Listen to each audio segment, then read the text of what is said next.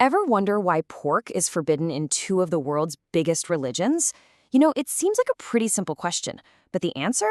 Well, it's this incredibly complex story that goes back 10,000 years. We're talking economics, climate change, even war. So let's dig in and uncover the real story. Okay, first things first, let's get a little context. Pork is, without a doubt, one of the most popular meats on the entire planet. I mean, look at this. It makes up over a third of all the meat we eat globally. For billions of people, it's just a normal part of their diet. And yet, for about 2 billion people, that's followers of Judaism and Islam, eating this animal is absolutely, strictly forbidden. We're talking about one of the most powerful and long-lasting food rules in all of human history. And that right there, that's the huge paradox we're going to tackle in this explainer. How on earth did an animal that's so useful, so easy to raise, and so important to our diet become one of the most hated foods in the world? Trust me, the answer is not what you think it is. See, long before it was forbidden, the pig was completely essential. In fact, you could say it helped fuel the world's very first urban revolution. And this all starts about 10,000 years ago in the Near East, with the pig's domestication. Now, this domestication thing, it wasn't like a switch was flipped. It was a really slow burn. It all kicked off around 10,000 BC when hunters started, managing wild boar herds. A bit later, around 8600 BC, we start to see the first physical clues in their bones, like smaller teeth. And then, bam, by 7000 BC, at a site that's now part of Jerusalem, we find the first fully domesticated pig. It was a really gradual thing that happened as people started to settle down for good. So what was the big deal about pigs? Why were they so popular? Well, they had some serious advantages. For one, they reproduce like crazy. A single female pig can have up to 100 piglets in her lifetime. They also don't need a ton of water, which is a huge bonus in the dry Near East. And here's the kicker. They were really hard for the authorities to keep track of in tax, not like a big, obvious herd of cattle. And all of this made the pig a kind of secret weapon for the urban poor living in the world's first cities. You could raise one in your backyard, and it would literally turn your garbage into high-quality food. They were part of what's called a sub rosa economy. That basically means secret or off the books, flying completely under the radar of the big shots in the palaces and temples. For regular folks, pigs meant freedom. But then, the story takes a really sharp, unexpected turn. The pig's popularity just tanks. And what's so fascinating is that this all went down long before any religious ban was ever even thought of, let alone written down. And the archaeology is crystal clear on this. By 1600 BC, pig bones make up less than 5% of all the animal remains found at sites in the Levant. That's the eastern Mediterranean region. Fast forward another 400 years, and raising pigs had pretty much disappeared from the area entirely. And I can't stress this enough, this is all happening centuries before the Hebrew Bible was written. So something else had to be going on. So what happened? Well, archaeologists figure it was a perfect storm of factors. The climate got drier with more droughts, which is tough on pigs.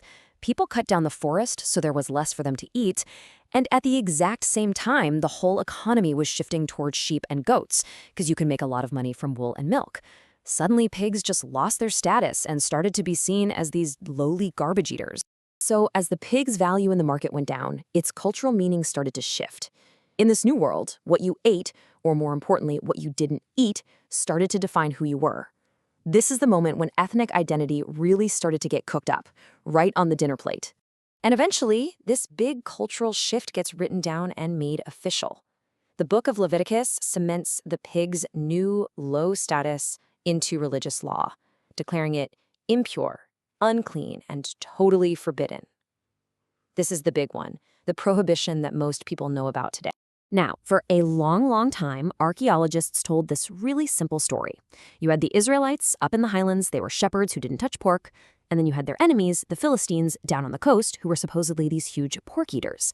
But the actual evidence is a bit more complicated. Yeah, the Israelites did avoid pigs, but it turns out the Philistines weren't eating all that much pork either. And the pork they did eat, well, that declined over time too. The lines were way blurrier than we used to think. So what does that mean? Was the taboo followed by everyone 100% of the time? Was pork just completely gone from ancient Israel? Well, archaeology, once again, has a pretty big surprise for us.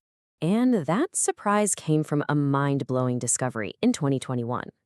Get this, archaeologists found a complete pig skeleton. Not just that, it was in a wealthy person's house. And not just anywhere, right in the heart of Jerusalem, dated to around 700 BC. They even found butcher marks on the bones, so we know it was somebody's dinner. This proves that even in the capital city, some people, even rich people, were still eating pork. Okay, so if the ban wasn't absolute, how did it become so incredibly powerful? Well, it went from being just one of many dietary rules to being the single most important symbol of Jewish identity, especially when faced with foreign invaders. The reason the Bible gives is pretty straightforward. It's biological. The pig doesn't chew its cud like sheep and goats do. It was a way for the pastoralists, the sheep and goat herders, to draw a line in the sand, distinguishing their animals from all the others. But later on, a much, much more powerful reason took hold. It was political. As the scholar Jordan Rosenblum puts it, during the Roman occupation, Rome becomes the pig. The animal literally became a symbol for this massive, oppressive empire. This all came to a head during times of conflict. Invading armies, first the Hellenistic Greeks and later the Romans, loved pork. They celebrated it, and sometimes they would try to force Judeans to eat it to make them give up their faith. So in response, choosing to die rather than eat pork became this ultimate act of defiance. The pig was no longer just an animal. It stood for everything they hated about their conquerors: foreign greed, corruption, and violence. And that politically charged taboo, well, it cast a very, very long shadow. It basically cemented the pig's place in the cultural and religious landscape, a legacy that continues right up to this very day. Hundreds of years later, Islam also forbade eating pork, with the Quran calling the animal unclean. This solidified the ban for another huge chunk of humanity. But it's interesting to note, this wasn't some radical change for the earliest followers of Islam. They were mostly pastoralists from the Arabian Peninsula, so they weren't really raising many pigs to begin with. And yet, after all that, the pig never truly vanished from the region. Even with these powerful religious bans, there are groups, like Palestinian Christians, for example, who have kept the tradition of raising and eating pigs alive.